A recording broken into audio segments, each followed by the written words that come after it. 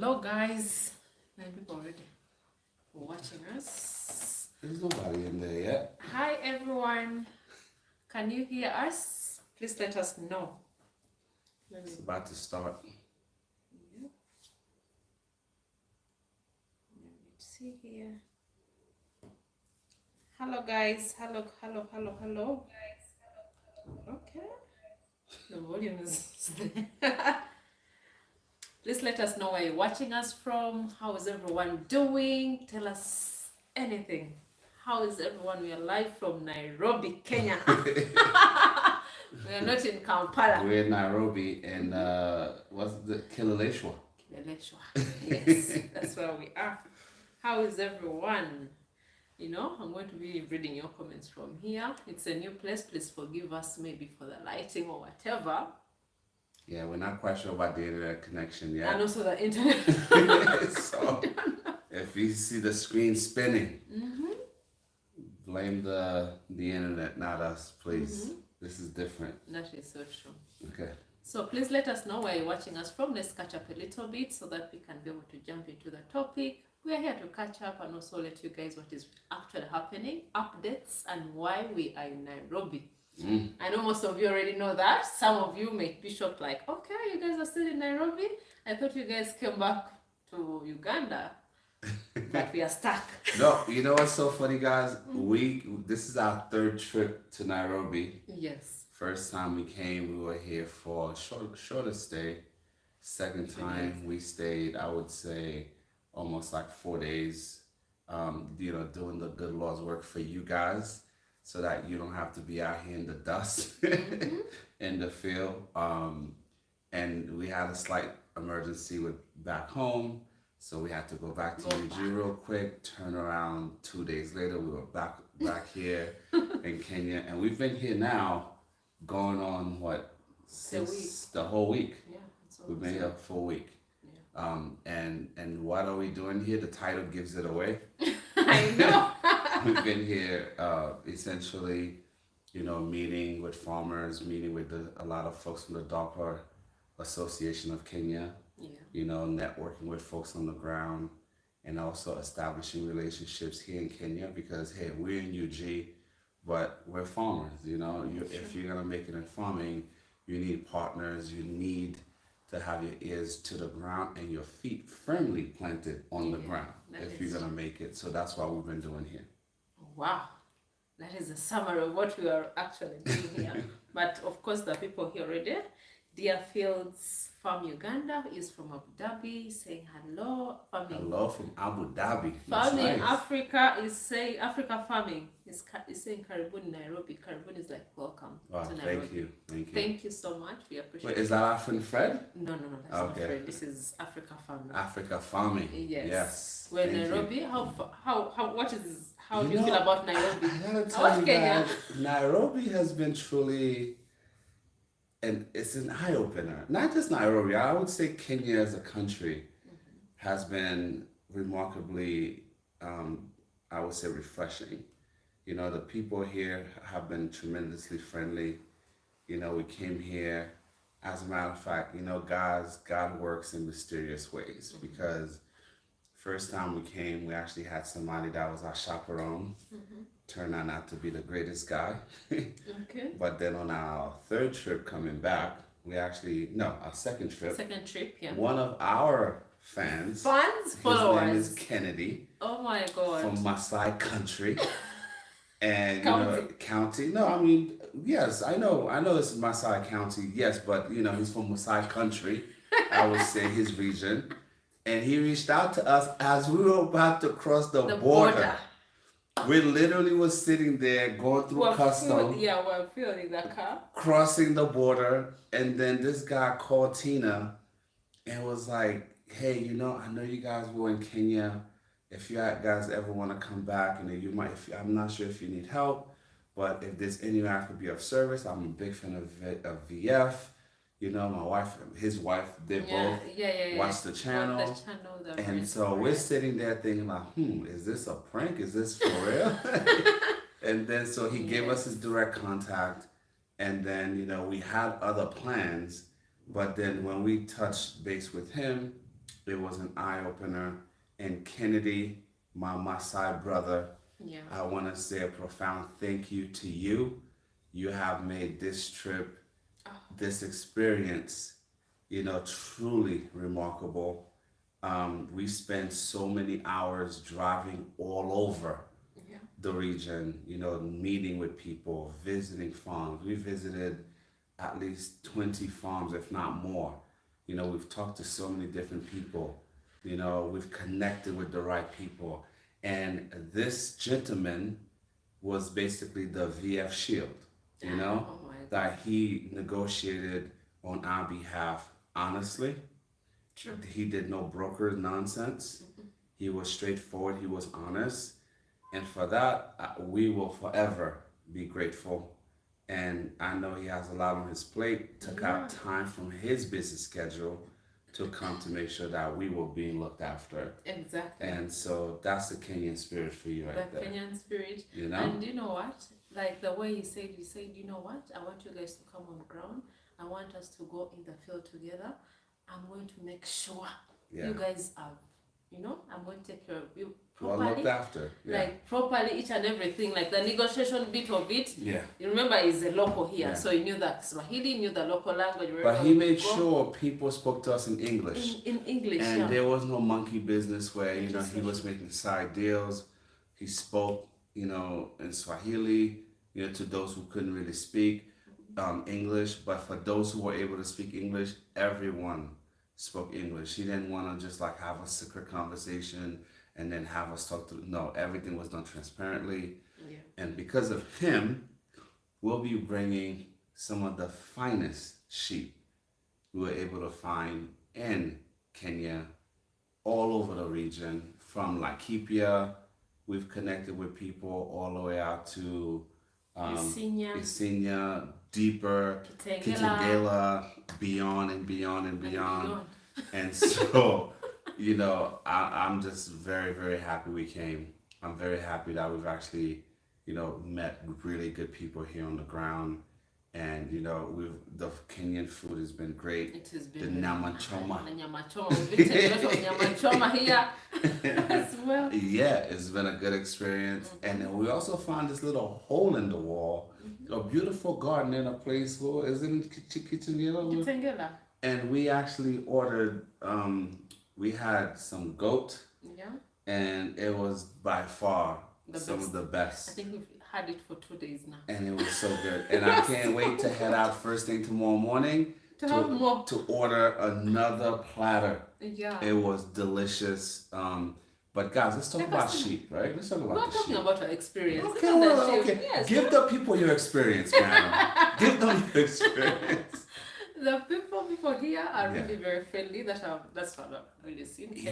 I don't want the Kenyan folks to come for me, Uh-huh. but there's something I have to get off my chest. Please let them know. As friendly as the folks here are, Uh-huh. let me just say this. This is from someone who has lived in New York, spent some time in Australia, spent some time in the UK. I spent time in the Caribbean, Yeah. Haiti, Jamaica. I have never encountered people that drive like Kenyans. I thought I've seen aggressive drivers. Mind you, I learned to drive in New York City. I thought Ugandans were rough on the road. And back in UG, we have these guys that drive both the border borders, The those are border borders, the yeah. bicycle You know how taxis. crazy they are if you're Uganda. We have our taxi drivers. But let me tell you, you have not witnessed anything until you see those Matatu guys on the road, the buses on the road, the regular folks driving Mercedes Benz and BMW. There's no rule on the road. limits. There's no the speed limit is a suggestion for the people. That is true. If the speed limit could be set at 85 or 75, it's a suggestion to stay below 200 miles an hour if the course can reach it. And if you make the mistake of trying to text and drive, oh no, this is not the country to try it.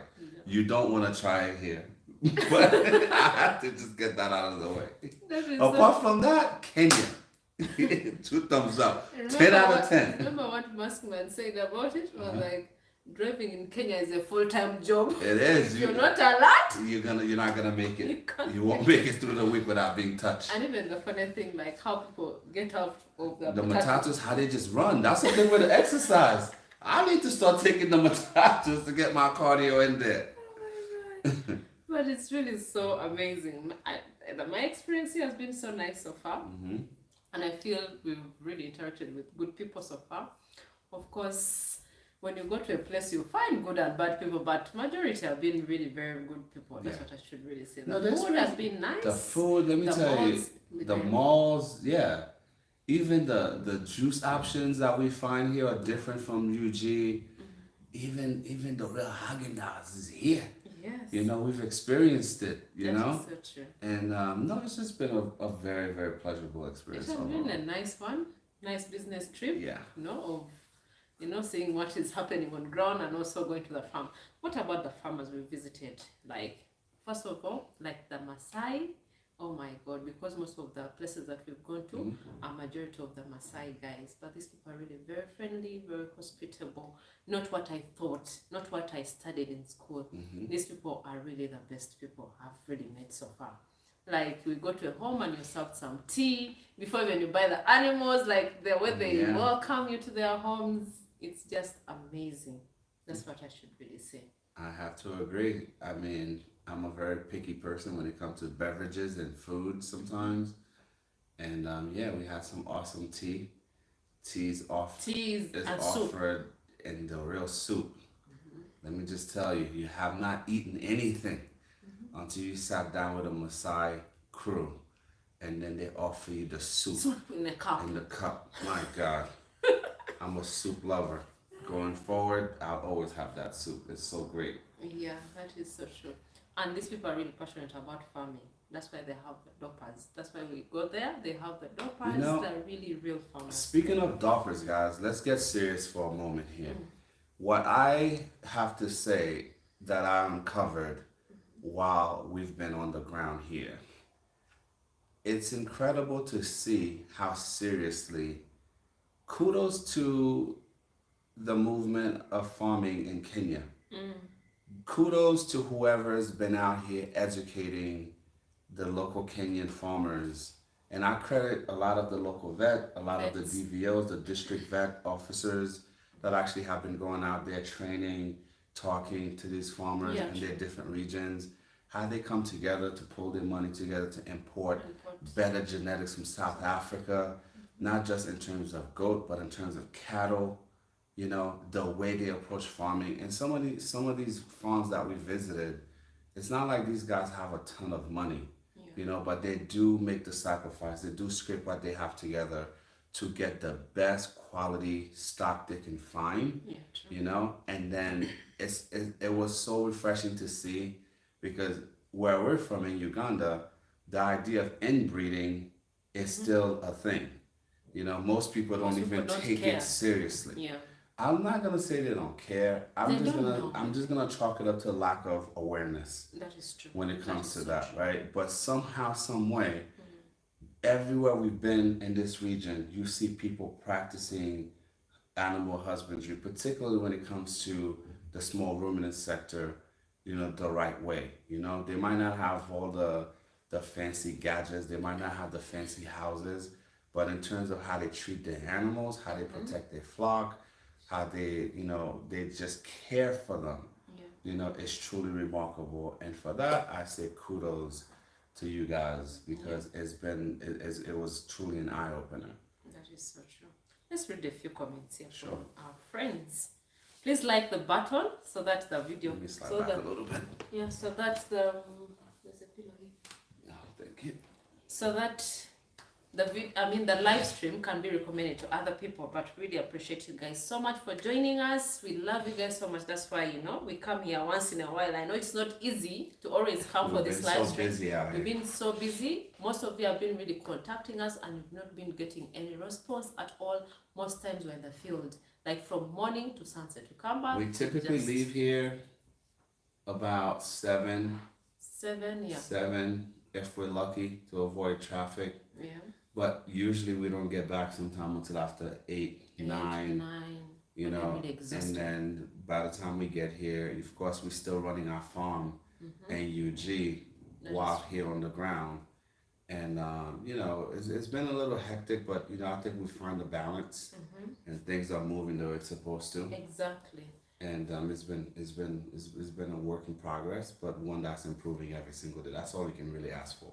That is so true. Yeah. And you know, when you come to a country and you're doing the work yourself, we are not dealing with brokers here. You're not doing your No brokers. Yes, we don't deal with brokers. That is the other thing that you guys should know. So we are on ground. We are going to farm.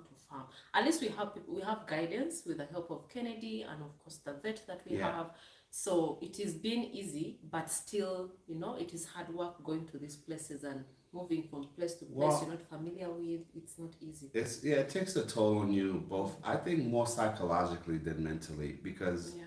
you know when you've been told and you research and then you drive 3 hours to get to a farm. Let me tell you guys about a story where we were looking for high quality rams to bring to introduce to our flock. We were dealing with a very reputable nonprofit, so we thought. So we had negotiated pricing on two very special rams, one of which is 100% pure from South Africa. Yeah. The other one is about like 90% pedigree Yeah. from the Docker Association. But this particular organization, you know, we thought we had everything set with them on 3 separate occasions where we drove from Nairobi all the way out to that side. Traffic, fuel, money, stress, the whole thing, only to get there to find out that because we're foreigners, Yeah. that our pricing was going to be different. Yeah. But credit to Kennedy, Kennedy. stepped in when these guys were trying to hose us for quadruple the price. Yeah. And he stepped in and was like, no, that's not right. That's not fair. You can't do that. The price for these animals is X, and that's what these people should pay. So, you know, that's some of the ways that it's always good to have somebody on the ground, somebody that has integrity. Yeah, true. But like we've always tell you guys, you can never just trust people to do everything on your behalf. If you're gonna make this level of investment, you need to be on the ground. On the ground, yeah. You can trust people, but you have to verify their work. That is so true. You know, you can't just say, hey, I'm gonna send $1,000 here, go find me the best ram possible. And that person may very well take your $1,000 and go find you a $200 ram and tell you it costs you $1,000. But unless you know, you're never gonna know, right? That is true. So it's been truly remarkable to see how easily people can try to deceive you unless you actually know what you're looking for. So don't be a lazy farmer, okay? Don't just order your animals from your couch in the safety of your home and security of your blanket. You need to get out there, get in the field, get your hands dirty, put some miles on your car and your mind and your body. Hit the field and you go source the best for yourself, for your region. Because yes, it's not easy. Yes, it's always gonna be taxing, right? But at the end of the day, if you do it right, the rewards are gonna definitely pay for itself. Yeah, Africa Farming is saying you're the reason we started our farm in Kajiado. Wow, we love Kajiado. Wow. You know, while we here, you need to let us know where you are so we can probably visit you if we have time. But We're gonna go to Kajiado tomorrow. So Africa Farming, we are going to be in Kajiado, so you could, you know, give us a call because it's watching from Kitengela. That's wow, we love that place. That is where we always stop. We have a friend there called Sammy who's always hosting us. Sammy is the guy. Yes. Respect. Respect to you.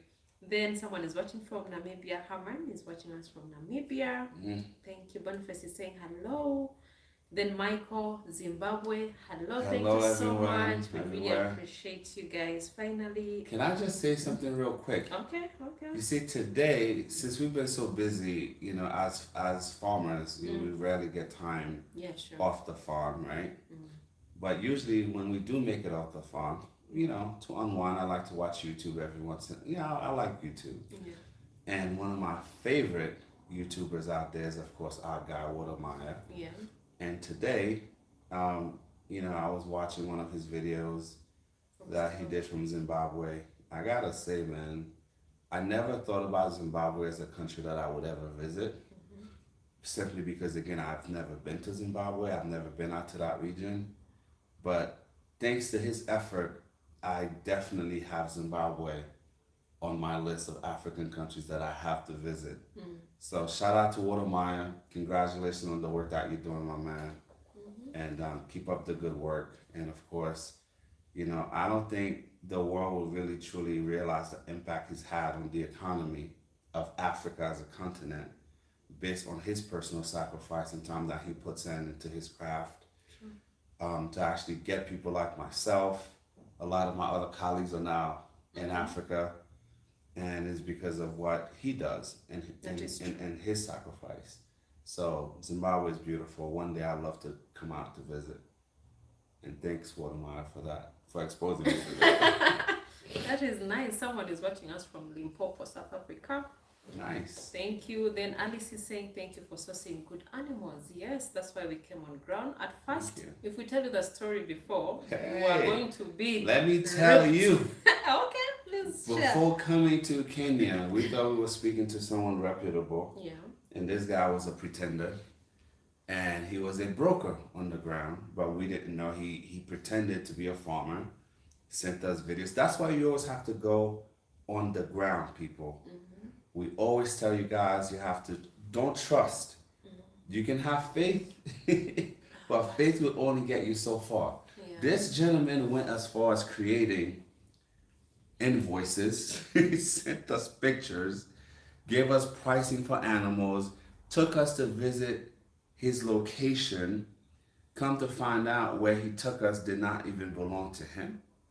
And we ran into the actual owner. He was so surprised that other people was actually at his farm. And then he had no idea that his sheep was up for sale. So had we been overly trusting and just sent these people our money, and it was a lot of money, by the way, and he was pressing to get at least 50 to 60% of the money up front. And then we was just like, no, we're going to Kenya. We need to practice while we preach. Yeah, true. And if we hadn't done that, I'm sure we would have been hosed out of a whole lot of cash. So we love to share our experience with you guys, so we don't just bring you the pretty, the new baby goats and the new baby, cows or what have you, the piglets. But we want you to know the truth. We want you to be aware of what the pitfalls that are out here. Yeah, and so that you don't make the mistakes that other non-folks who are not as plugged in will probably make. But that girl was going to rape us that time, because he was very the communication was just very on point all the time. He was so convincing. Let me send you the pictures. Yeah. Let me send you the videos, pictures, none of which belonged to him. So we really trusted this person. I was like, okay, he's one of our fans. Was like, let's give him some benefit of doubt. He was actually recommended by one of our colleagues. Yes. Yeah.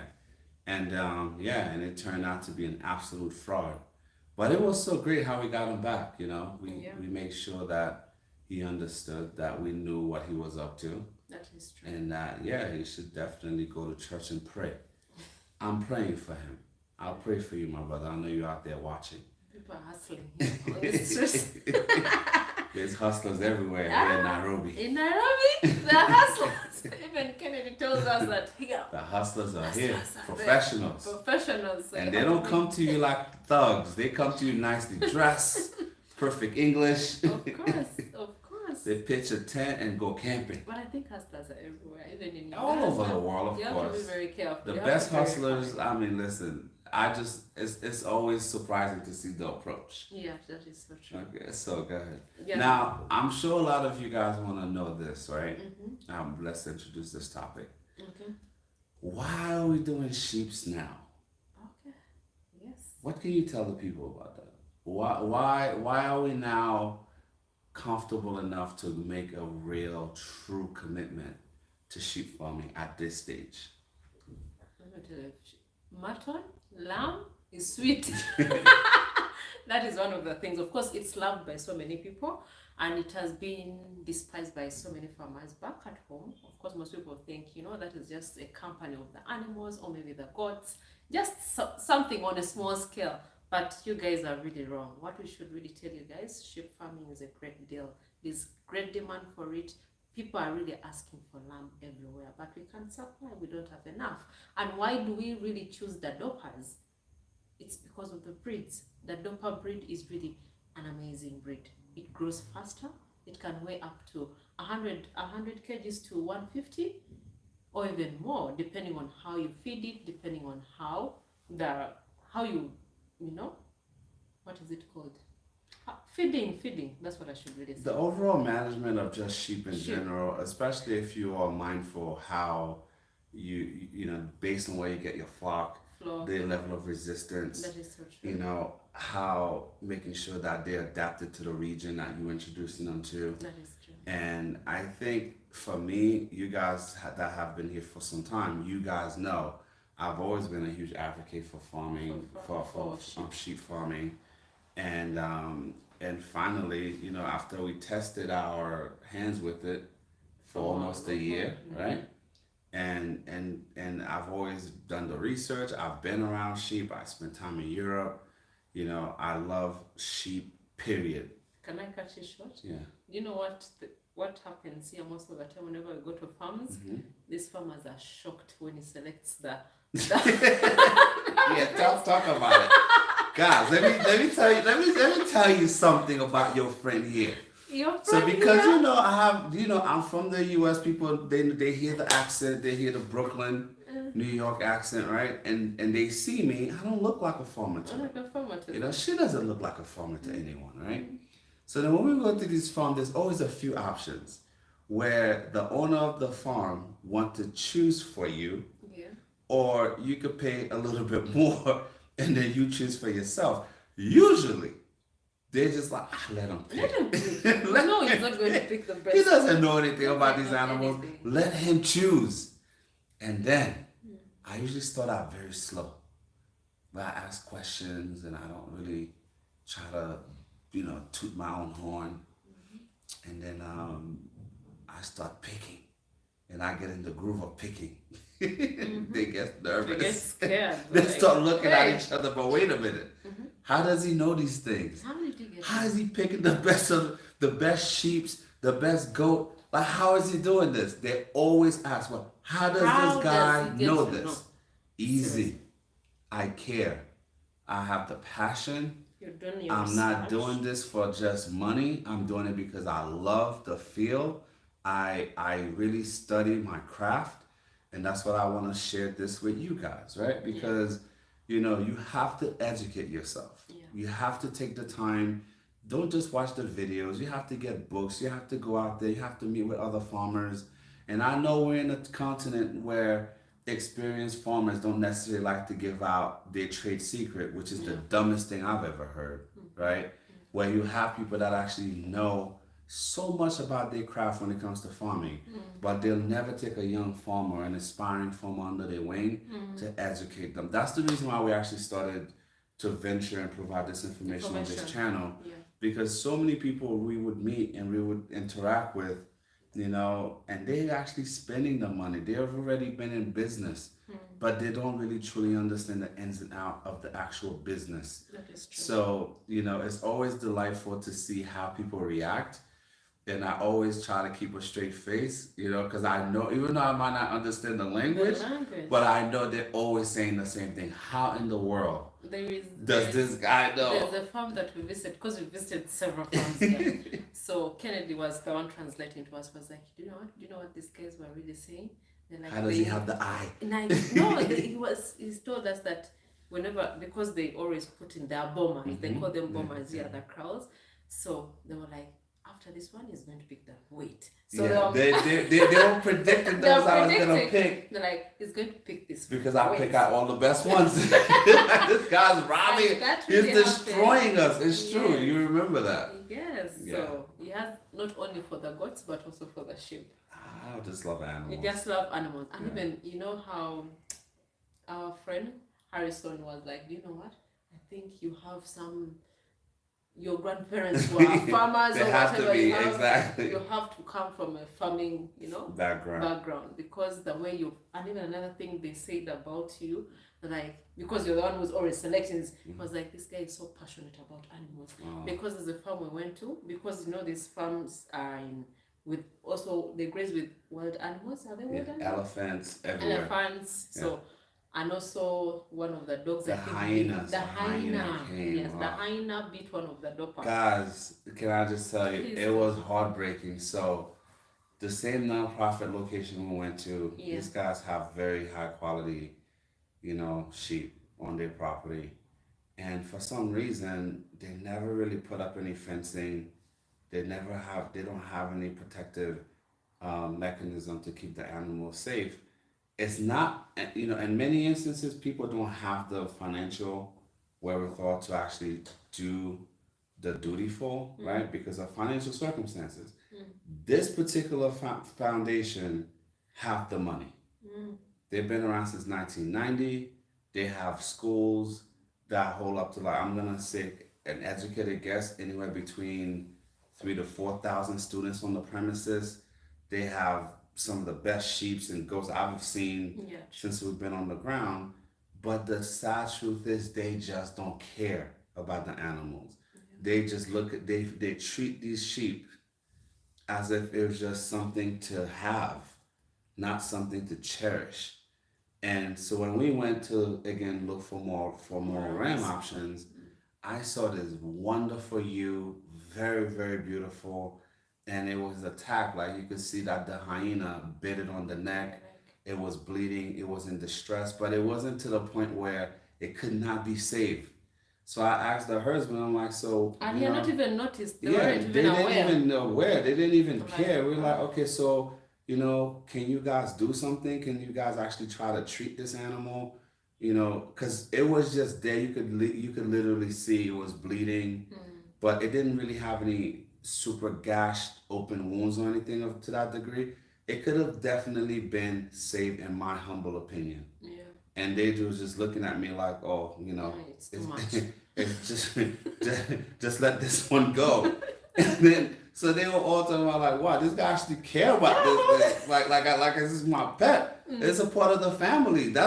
It's not just about what these animals can do for you. Yeah, true. But you, as a farmer, you have a responsibility to protect your flock. That is true. And you should always do what's within your means, to protect your animal. They take care of you, you have to take care of them. That is true. And so But with that farm, it's, I think, just the management that has really caused all that. Because if they were the real ones, really, the herdsmen are just, they're left on their own section, the officers are in a different section. That is one of the things that really I think they keep those sheep for decoration and for money. For money. That's it. That is it. Yeah. But what I should really tell you guys about the reality of buying sheep here, what I've learned again, like how the Kenyans are really organized. They have the association, the Doppers Association. Very well educated. Very well educated. They care for one another and they know themselves. So we were really lucky enough to visit some of them. We didn't visit all of them, but maybe next time shall come back and also visit other farms. But what I've learned, they're really organized. Inbreeding is not there. They always keep their rams separate. The ewes are also separate. And if the rams are with the flock, they've already been fixed. Yeah. They can't perform the duty. They can't perform the duty. And that's what we should also bring to Uganda. I know it's not yet in Uganda. I don't know whether it's there. I'm not aware of anything like that. But this is what we should really learn from how Kenyans do their thing. If we have an association like for the Doppers, whereby there's even a standard price for the rams, so that you don't get cheated. That is one of the things. Yeah, and the beauty about the level of management they have here on the ground, the level of because that's what the association here does. They hold farm visits, they educate other farmers, they have seminars, they have teaching, they expose them to the new medication, to whichever disease that are in the region. So they communicate and they communicate. And we have a gentleman named Nicholas, who's the vet for the region we've been in. That guy is a godsend. You know you're doing your job when everywhere you go, people are singing your praises. Exactly. And you know he's a real one because whether you go to the super rich farms or the people with like 30 sheep Yeah. and like 2 cows and their vet of choice is Nicholas. Nicholas. You know, they might not speak a word of English, but you know Nicholas. And so credit to Nick, credit to the Yeah. Doppler Association, Yeah. you know, credit to the people of this country who actually see agriculture not as a poor man's Yeah. career choice, but as a real career option for everyone who's interested in the field. Wow. Yeah. That is so true. Someone is saying, because of you guys, now I own 100 acres of land in West Africa. Look at you. Congratulations. Congratulations. Kudos. Bravo. Bravo to you. Someone is watching you from Maryland. You know, what part of Maryland? Because, you know, Maryland was my home. Many of you guys don't know. Though I grew up in New York City, you know, I spent 3.5 years working in Maryland. I was actually a regional private banker with Wachovia Securities. My corporate office was actually, I covered Baltimore. I worked at the 7 St. Paul building, downtown Baltimore. And I also covered Perryville, Maryland, Bowie, as well as Oxon Hill. I was also out there in Northern VA. I also covered, oh my gosh, Pentagon City. And of course, one of my favorite places in Maryland of all time, without a doubt, you're going to be surprised. Bowie. Hey. Maryland is the place. It's a sleepy place, but you know, I love Bowie. Okay. I also love Towson, but let's move on. Okay. So the Maryland, even someone is saying, my man from New York, so they know you're also in New York. New York all day. Greetings from the US. Thank you so much. Watching you from Kenya. Good work. Thank you. Thank you. We appreciate you so much. Yeah. Then someone is saying, hello from Salt Lake City. Utah in the house. Nice. Yeah, that is where it is. Jacob. Then of course Anthony is one of our regular fans. Hello fellas. A real one. We call Anthony a real one. Yeah. Yeah. Love you guys. Thank you so much, Anthony. Now, guys, I also want to touch on this topic, right? Which one? You know, people for some reason think sheep farming is still the olden days, right? When it comes to from DMF, what is this? I think this was answering. DMV. That's basically you know how New York have the tri-state area where you have New York, New Jersey, of course Connecticut. So they're the reason they put it like that.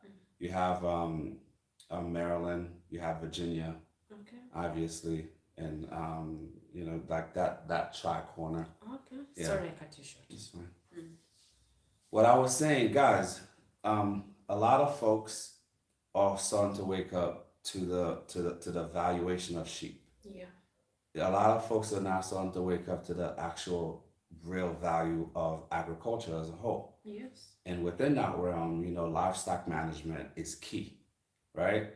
I mean, yes, you can grow all the veggies you want. Yes, you can make all the money you want to make in that realm, but you need to have balance, right?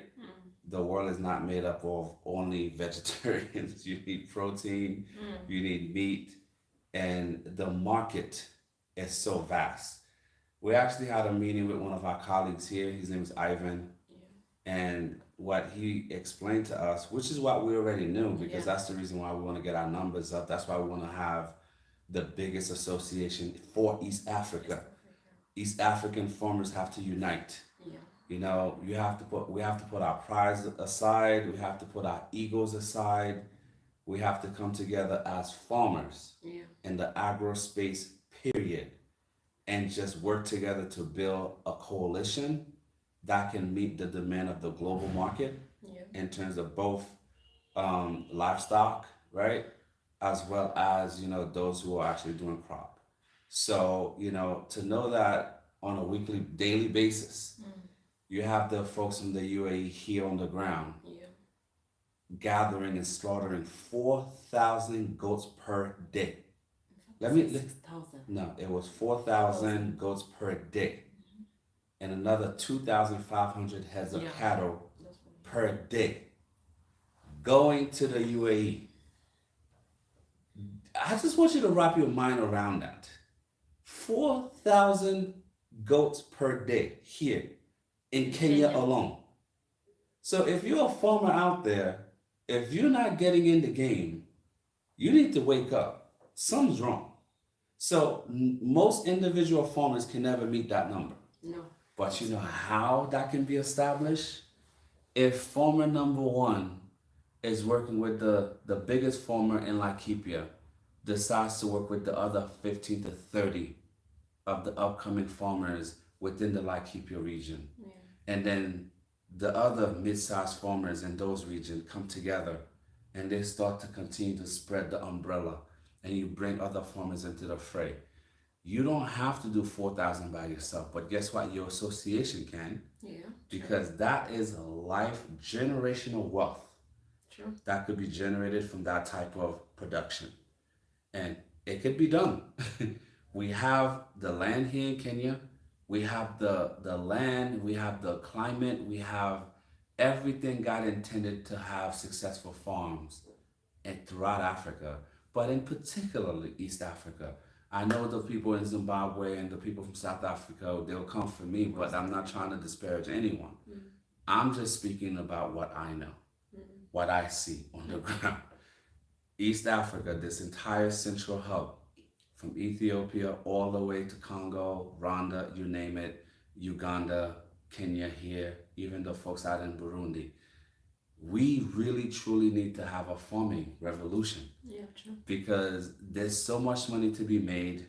You have companies coming from the UK, you have companies coming from the UAE. They're setting up shop here. Yet we have our fellow Africans here on this side. You know, we're just simply we're one cog in the wheel. And in reality, this is our home. This is our base of operation. No one should be able to come here and actually set up a bigger operation than us, right? But the only way that's gonna happen is if we come together. I will give Kenya credit for something that most people don't even probably take for granted because they grew up around that, right? Yeah. I've seen, before I came to the continent, I've never heard of a sacco. I never knew what a sacco was. I did not even understand the concept of a sacco. And I'm a banker, right? I'm a retired banker. I always like to tell people, I'm a reformed retired banker. But here, the saccos here in Kenya, and at one point they were very strong in Uganda. We'll talk about that topic another time, right? Yeah. But they're still alive and well here in Kenya. I have seen projects from commercial buildings, from farmers associations. I've seen taxis. I've seen real estate development. I've seen one particular sacco that built, I think, over 200 homes in a community. Yeah. And the only way that happened is by people coming together. Yeah. Putting in their pennies and having a defined goal and target and actually working to achieving that goal. Why can't we do that in farming? Why can't we just come together and say, hey, when I sell my 50 goats, I'm gonna take 5% of that money. You know, farmer B take 5% of their money or 3% of their money. And we pull everything together so that the entire region comes together. Because let's face it, not every farmer out here has the money to go and spend $15,000 on a tractor. Yeah, true. But if you have about 100 farmers pitching in, whether they can do 10,000 shillings a quarter or 10,000 shillings per month, some might be able to do 50. But no matter what it is, if the goal is to raise that 15K, you get 100 people. It's a lot easier to raise 15, 20K versus you alone. That is true. Killing yourself for 2 to 3 years. Stressing yourself too much. Buying one tractor for 30 acres of land. In reality, that same tractor could service a whole region of like 1,000 acres of land by people coming together so that they can get better yield, better production. And so that's what it's gonna take, guys. You know, as you guys are venturing into farming, let's break the mold. The old mold does not work. We're breaking it every single time we make one of these videos. We're breaking the mold every single time we actually sacrifice our time and money and again our energy, because believe me, I'm beyond exhausted, but we have to do this live today because we wanted to. As you venture into this field, leave your ego at the door. When you become the top farmer in your region, remember how you started. How you started. Remember where you came from. Don't be selfish with the information. You should always be that person willing to share your knowledge.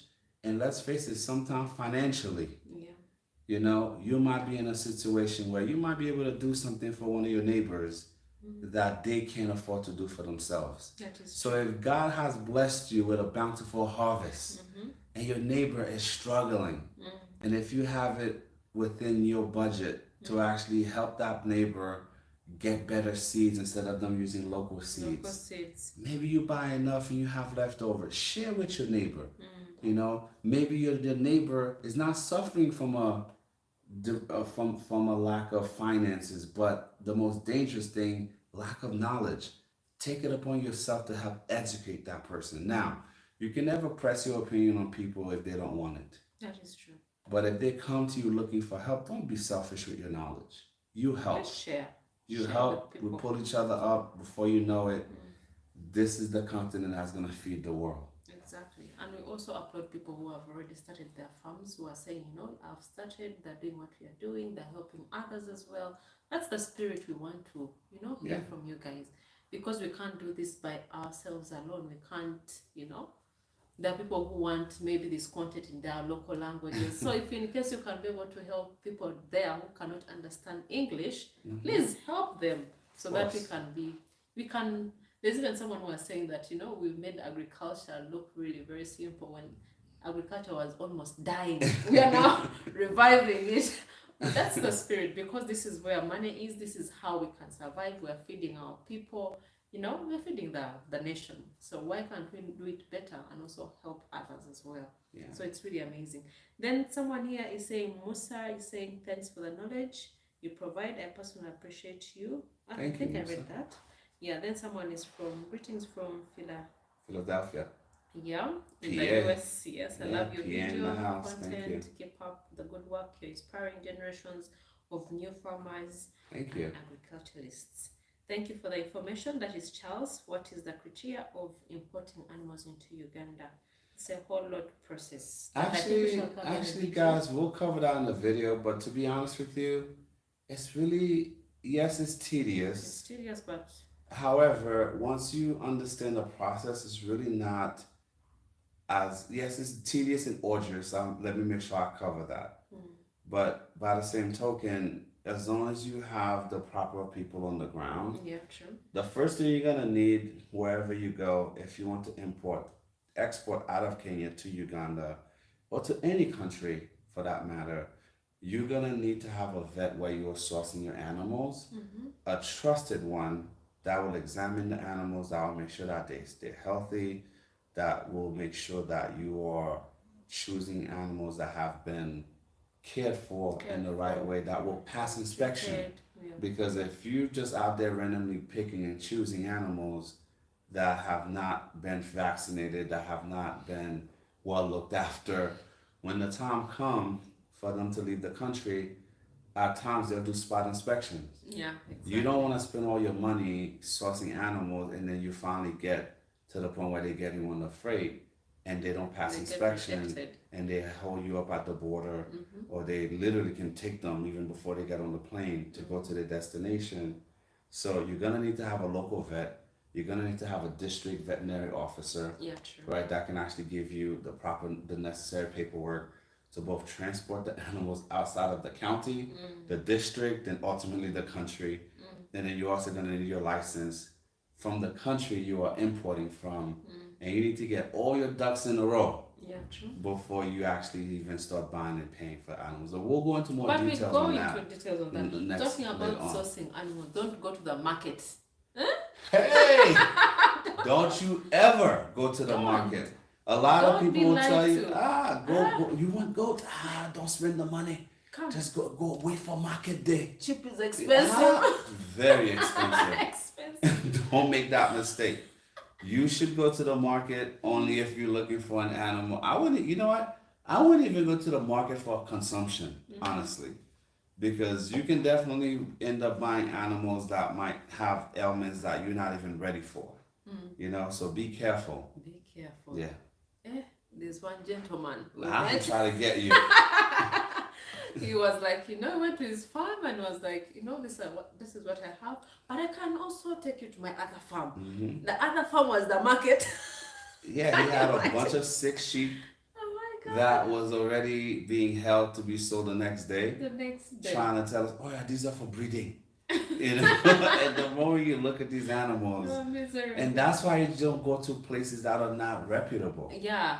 Any ill-reputed place is gonna cost you. Whenever you try to go cheap, it will always cost you more money. I just want you guys to think about this in practical terms. For those of you who drive, and for those of you who like to buy shoes, think about this, right? And for those people in New York, in the US, they'll know this. There was once a store called Payless Shoes. It's in the title.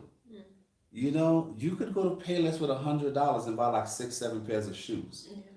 But you know what would happen the moment you get caught in the rain with one of those Payless shoes? It would just fall apart on you as if you were wearing a piece of cardboard.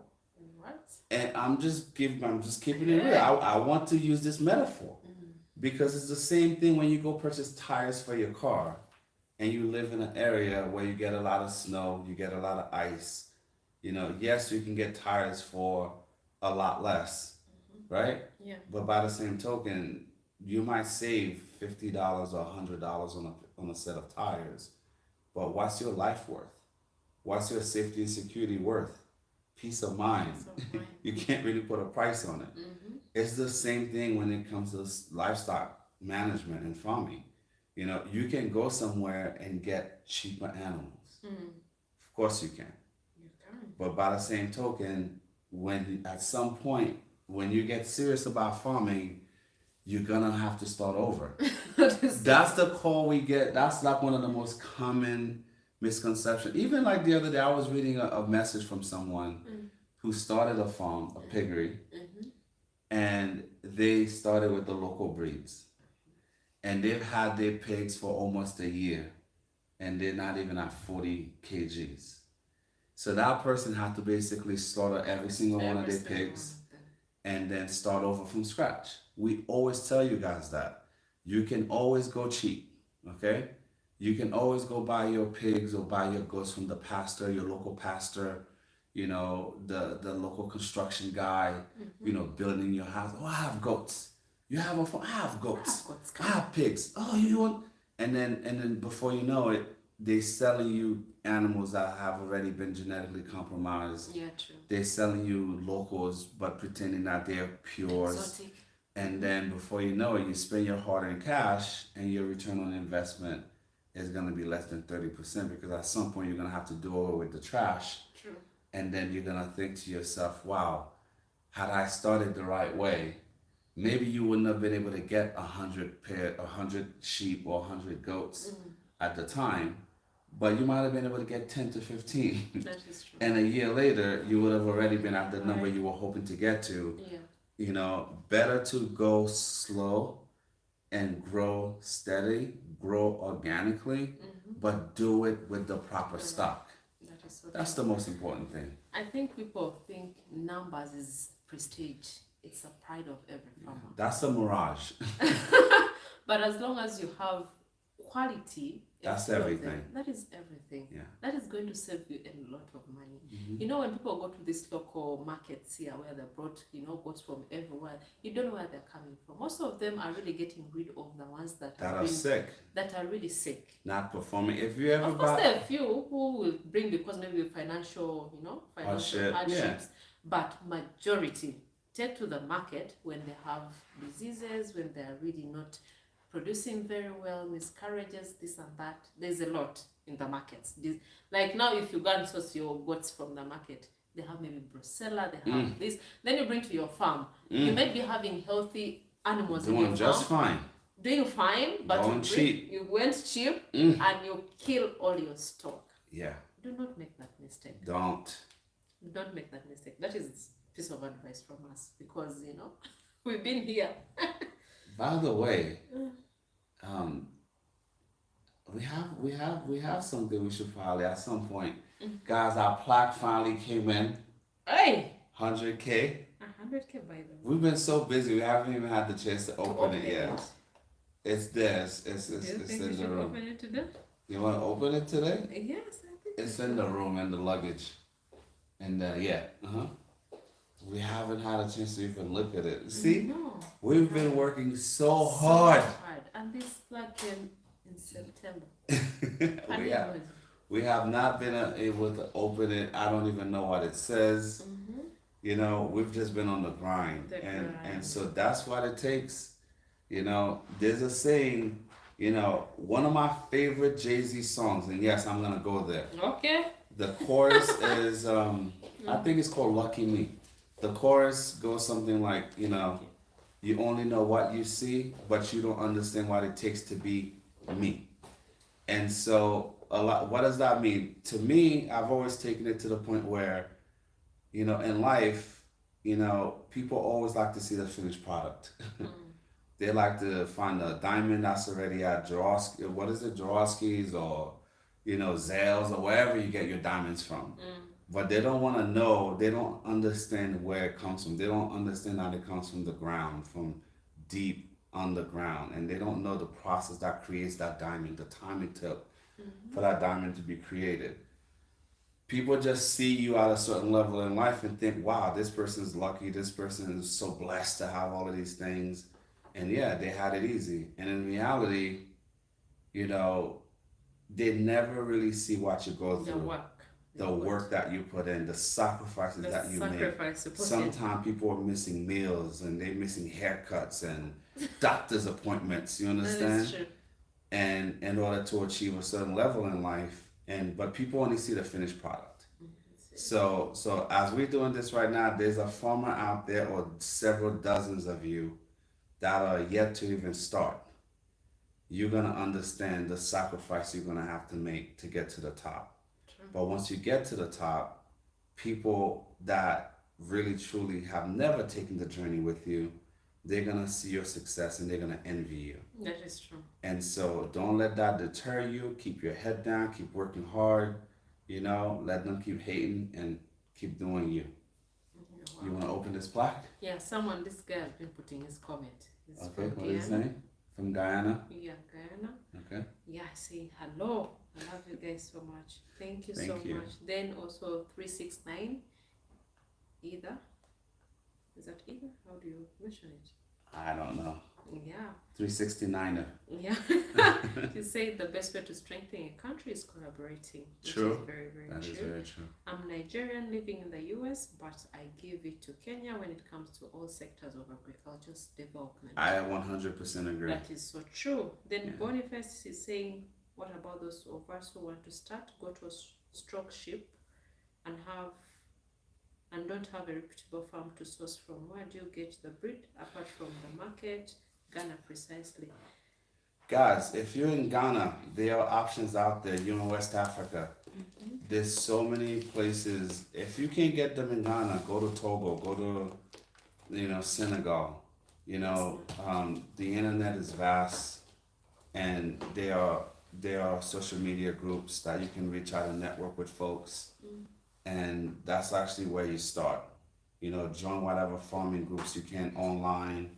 Of course, don't send people your money. You should make sure that, whatever friendship or relationship that you establish, within that space online, you should always try to take it offline if and when it makes sense, right?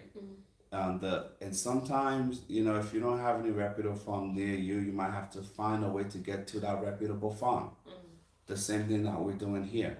Exactly. Right? Not saying not everybody's gonna have that ability to just hop on a plane or get in a car or get on a bus. But if it's something that you view as your career, you have to equate farming to becoming a doctor or lawyer or engineer. Those professions did not That's not something you can wake up tomorrow and say, okay, I'm going to be an engineer tomorrow. Yeah. You have to train, you have to go to school, you have to make sacrifices. And so, I'm sorry you're in a tough area, but the good thing for you, you have our friend Fred out there in Farming Africa. Farming in Africa is You very also have a bunch of folks out in Senegal. You have Togo, you have Benin, you have a bunch of places there that you just have to plan accordingly, That's true. Try to network as much as you can, try to reach out, even if it's not within your country, but if it's close, you can try to network, try to see if you can find someone to be your mentor, and then see how you can leverage others around you that's already at that level. And hopefully you can run into someone, that's going to guide you the right way. That's true. And also start with yourself. Be the reputable farmer as well. That's the plan. That is the plan, so that people come to you as well. You find a solution, you bridge the gap. Bridge that gap, because it's not easy to You trust want to open people. this? Tina's going to finally open this thing. You're the one who have. No, I'll hold it. You open. Finally, Let me try. that is right here. Let's get one. Boom. Hey, Jesus Christ, finally. We don't know what is there, seriously. I We have were no waiting idea. for this moment. I have no idea. 100K, Tina. Can you believe it? 100K subscribers and counting. So we're already at 100K, 8,000, I think. I think that was the last time I checked. How do we do this? Oh my God. First time seeing. You open. Guys, congratulations to you guys as well. This is part of you, part of your Thank work, you for the your support, love, the love. how you've been sharing the videos. Okay, what is that? Organize your team. Okay. I'm so happy. I'm so happy. I'm delightful. Oh my God. First day opening this thing. Wow. Passing 100 subscribers. God. I'm so happy. So thank you guys. Thank you for the support. Thank you for the love. Which I know how much this means to you. Oh my And God. of course, Mass Man, who's our camera friend back here, who's just watching. He has actually earned, like this. I'm going to say at least 75% of these subscribers along with us. It has not been an easy journey, but we made it. We got to this point, but it couldn't have happened without you guys. Without you guys. Finally, you have it. Oh my God, I'm so happy. Didn't have been long enough. We've been traveling with. Tina has brought this thing to and from Kenya twice. Didn't have the time to open it. We did have that time. I'd even forgotten about it. Oh my God, this really looks so beautiful. It's hard. It was hard to get here. Presented to Value Farm for passing 100. Hopefully you guys can help us continue to break in records and keep reaching new milestones. That is so true. This is really so nice. Do we have to read this? We can read it later. Yeah. Yeah, but it's just from YouTube, congratulating us for the milestone. For the hard work, congratulations. This award has been inspected, packaged with great care. Indeed it has. Okay, thank you. So Thank guys, you so much, guys. we wanted to check in and let you guys know what was happening. Yeah. And now we'll definitely make more in-depth videos breaking down the process of actually buying your sheep, what to look for, the quality you should look to get. But even if you don't have time to wait for that, make sure whatever you do, you don't want to buy a fancy suit and decide to put on sneakers with that suit. What does that mean? You don't want to spend all your money getting expensive ewes all over the place, okay? Yeah, true. And then go cheap on your ram. And your ram is major. The ram is everything. Yeah. The same way we treat goat farming, you remember that ram is going to imprint his genetic makeup on your whole flock. So you have to be smart. You have to save your money. Save your money, be stingy, be selfish when it comes to your business and your dream. You understand? Now, you cannot pull anybody up the ladder unless you make it up the ladder yourself. Yourself, yeah. You True. know, first you get to the top, and then when you anchor yourself, you make sure you reach down and you bring somebody else with you. Yeah, true. You know, so don't be cheap when it comes to your stock. You know, take your time, save your money, visit other companies, other farms, and just be good stewards. Yeah, of course, detailed content is coming on that on our Yeah. journey as well, because when we bring the ship into the country, we shall Yeah. definitely take you guys through each and every step. What we're Absolutely. going through, everything we shall share with you. But guys. for those of you that are in UG, we are bringing the giants. Giants too, so The giants are coming. yes, we shall definitely share the bricks with you guys as well. So we're not keeping it at Value Farm alone. We shall share with you in case we have enough to also give you. Of course, we want to do breeding mostly so that we can have enough numbers. But Well, bring part the of the bricks. reason that we came here, and we're also ordering from South Africa as well, as we'll be out in Senegal at some point in the future because there are other breeds we want. Yeah, someone has been bring, requesting. Guys, this is the bottom line, okay? When it comes to business, you have to be smart. You have to find a way to bridge the gap.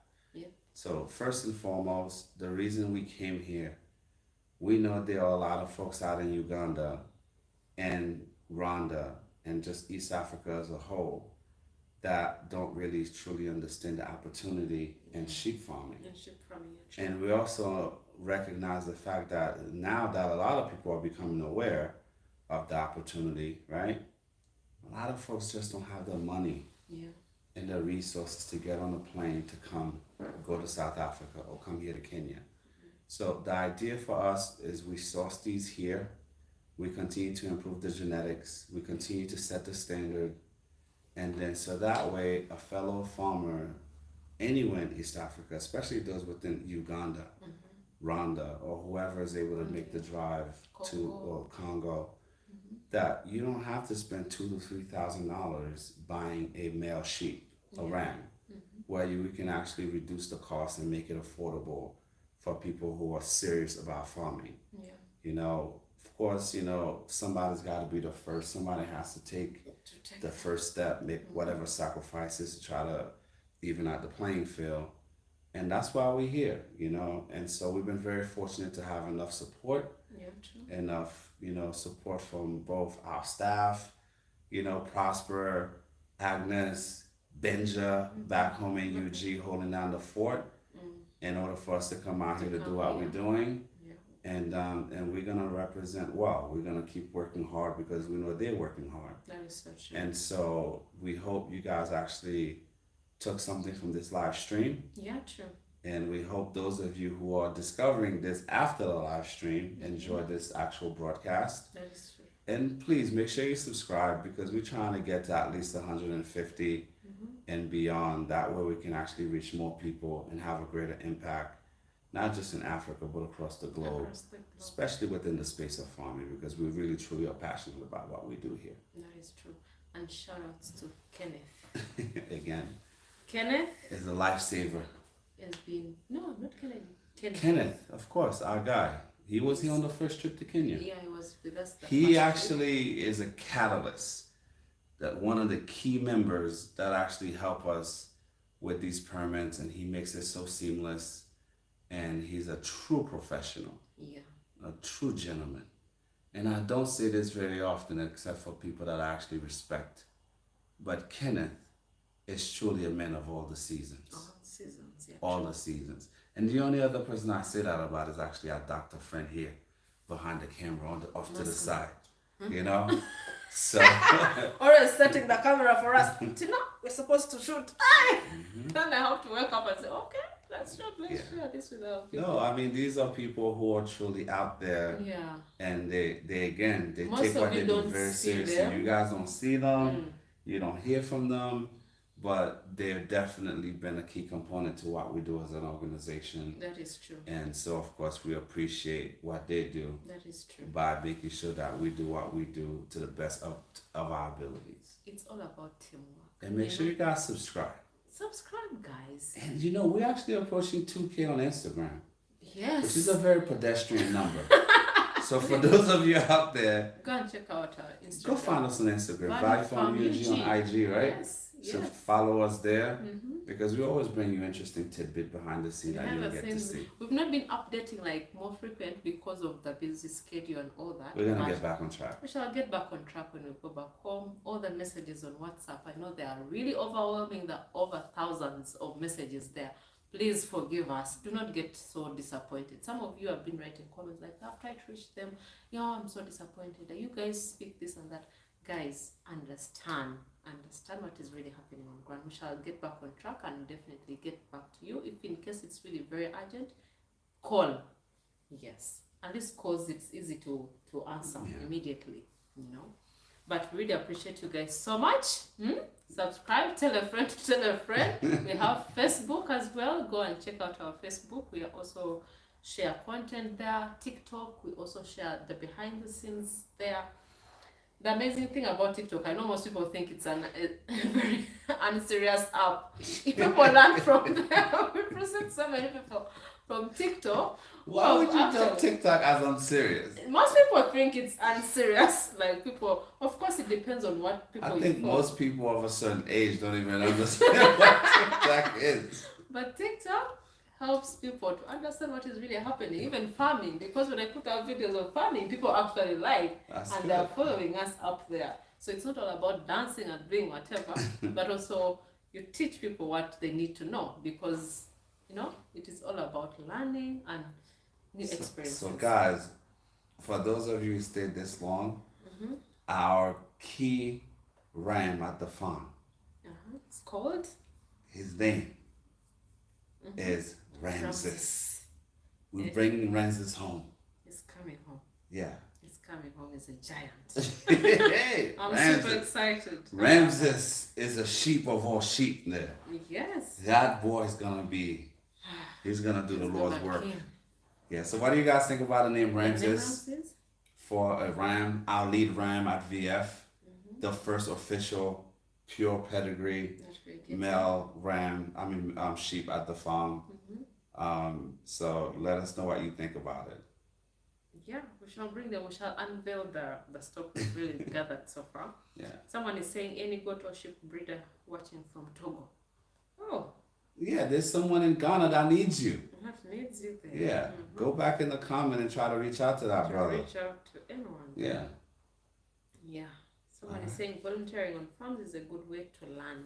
You know what? Guys, at some point in the future, that's a good one. We're gonna be I know those of you out there in the US, Germany, Italy, wherever you are, all over Africa. VF at some point will be opening a school for the region, for the community. Yes. And we are definitely looking for teachers who have left the field because they just felt unappreciated, unfulfilled.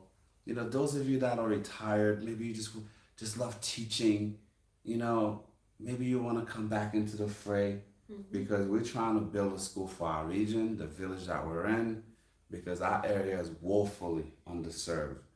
Yeah. Because, true story, I actually found a school. This is so tough for me to talk about. Oh man, we were driving back to the farm from visiting our friend from the town over next to where VF is located. And as we were driving back to our farm, a young man actually stopped us. Man, this is so tough. He stopped the car, and it was during the weekday. And he had no shoes on. His clothes were definitely not in good condition. And then we stopped the car, and this young man is no older than 11. And so when we started talking to him, he asked my friend and of course my business partner here if he can actually come work for us, if he can wash our car or come do any bit of work for us. And I asked him why. Why do you want to? Why are you looking for a job? and the words out of his mouth was to get the school fees to go to school. 11 years old, having to stop going to school because his family, his mom, his dad passed away. His mom is trying to raise 2 boys with no steady income, with no real way out. And so to see that, it was truly eye-opening for me, for my partner here. So I told this young man, come meet us at the farm, but I didn't want to give him a job. I wanted to make sure that he was for real. We wanted to make sure we vetted his story. So we sent our farm manager. Lucky enough, there's one of our neighbors knew his mom. Who is the She's children's leader? Yeah, children's leader for the area. And she knew this young man's mom. And of course, the farm manager, one of our assistant managers actually went out, both with this lady, and of course they visited his home. And the report we got back was things are 1,000 times worse than we initially thought, because we didn't know he had a younger brother who was even worse off than he was. And the fact that they literally, when they went back to the school he used to attend, we found out that 80% of the time he was coming to school hungry. Yeah. With no food. Now, I want you to ask yourself, when you were in junior high school or whatever O level, for those of you out there who's ever felt the pain of hunger, then you would not understand how difficult it is for a child to have to get up on an empty stomach, walk to school, and then literally go the whole day with no food. And the reason this hurt me and it angers me at the same time is the school in question, ladies and gentlemen, does not even have walls. The school in that village is made out of papyrus. It's made with cardboard. So whenever it rains, basically there's no school. There's no real structure. So as a part of our corporate responsibility as members of the community, of course we can't do everything alone. We do try to help as much as we can, but we're definitely gonna be asking our community to actually help us bring a school to that region. Now, we'll definitely be awarding scholarship for students who cannot afford to pay to go to school. And of course, to try to just help break that cycle of poverty, because the only way that's gonna happen is by educating these kids. And if we don't do that, right, when he goes from 11 to 20, he's gonna have children someday, and he won't be equipped to actually handle life as an adult. And the cycle will just continue to perpetuate itself. So that's what we hope to do in our region. And I hope you guys can join us in the future. We'll be bringing you guys update as we actually start that project. And of course, for those of you who want to help out with that, you let us know. You can email us at wevaluefarming626@gmail.com, right? And then let's see how we can come up with a plan to do something, because having a school with no walls, with no proper roofing, out of papyrus, and to not even able to afford to go to that school was truly earth-shattering to me. It broke me. Yeah. And you know what? With the same little boy who approached us, he was really passionate about school. By the time he was just stopping a random car on the road, and he was speaking perfect English. Perfect English. That even shocked us, because we're like, okay. We asked him questions, he answered in English. Grafton was able to speak to him in English, and he understood each and everything. it was really, mind-blowing. In a village, that means he's really having the passion to go to school, but because of the parents and the mom cannot afford for the kids at home, it's really heartbreaking. But we've really tried to, help people around in the village. We've also Absolutely. We've helped people, obviously. We're also back to going to be school. helping this young man. Mm, But with a brother. in the brother, now, the reason we're actually talking about this is because we also want to help out the others that are suffering in silence and we just have no clue. No clue. And our company, hopefully, if the Lord continues to keep blessing us, we want to be a mainstay in that whole region. Yeah, true. And so we want to continue to help uplift the community by bringing stuff that is necessary, for what the village needs, True. So that's all. Yeah, that was, sad, but he needed to bring it out. There's so many retired teachers out there with so much knowledge. Yeah. You already have your pension, you're just home. Don't let your God gift go to waste. If you're out there in Philly, Jersey, wherever you are, get on a plane, come to UG when the project is off the ground. Come give these kids your knowledge, please. And it would be a wonderful way to continue to contribute to society. True. Let's just read that last 3 comments, guys. Yeah. Someone was saying it's an excellent name, Ramses. Ah. Almost sounds like Egyptian pharaoh. Indeed. That was the play on the name. I know. Ramses. Come on. It's coming to Valley Farm. You guys will come and see when we officially open for farm visits. Then someone is saying, hello everyone, using cowardice concentrate. Okay.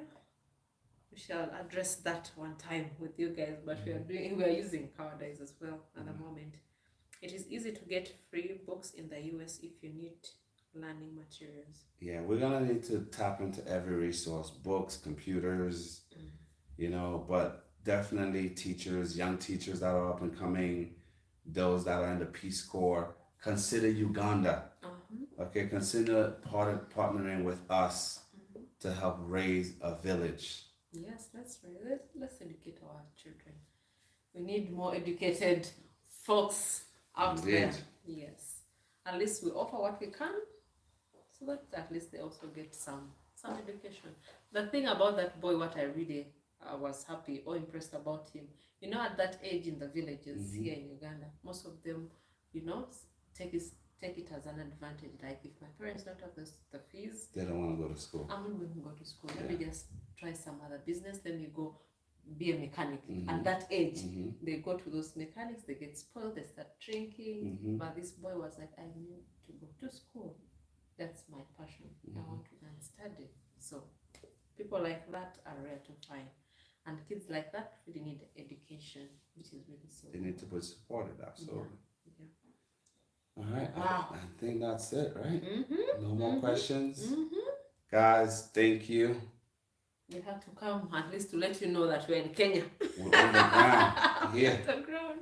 I think we'll be here until next week, maybe. Yeah, probably, depending on how everything goes. We're still waiting for final approval to actually load up and go. All this, yeah, and we're not leaving our sheep behind. Yes, and if you're a farmer here and you wanted us to come and check you out as well, whenever we get any free time, we could come and serious farmers and inspiring farmers. Yes, we should come and you should let us know. You call us because we are here. We have even Safaricom numbers that we are going on. But you can use the numbers that you see, this one's on WhatsApp. If you call us on WhatsApp, it's even much better. But we also have Safaricom. We can let you know when you advertise Safaricom. You don't even know your number. I don't know my number. It is so sad. But if you're a farmer there in Kenya, wherever you are, please just let us know so that we can meet up with you guys, so that we can see what you guys are doing different. We want to learn from you. So that when you come to Uganda as well, we shall host you at Value Farm. So we want to see farmers here, so that we can learn 1 or 2 things. Or, we also take experience from the Kenyan farmers, because you guys are really doing well. Yeah. Yes, you guys are doing well. We want to learn from you as well. Don't be selfish. But we appreciate everyone who has been watching this live stream from the beginning. You guys are gems. We love you. And continue sharing the videos with your friends and families. And also tell a friend that Value Farm is here to inspire you on agriculture, farming, livestock farming, all that, because this is the future. Farming, we need to feed the nation. We need to feed each and everybody. With all the fluctuating prices of each and everything, at least we have to have food to be there all the time. So if you join hands together, this will be a benefit to all of us, guys. But continue subscribing. Do you have anything to close with? No, it was nice. It was nice. Please continue subscribing if you haven't. If you see your button still red, please, guys, come on. It's free. They don't even charge any penny. Just subscribe, like the videos, and share. That's what we ask from you guys. Yeah. Let me wish you guys a blessed night. All right. How do they say in Swahili? Good night. Osheoling. No. Osheoling is thank you. Lala salama. I remember the Swahili. Well, Osheoling is thank you, so Osheoling for those of you who stayed this long. Till next time. Next time. Bye. Thank you. Au revoir. Hey! Let me stop this. Thank you. Yeah.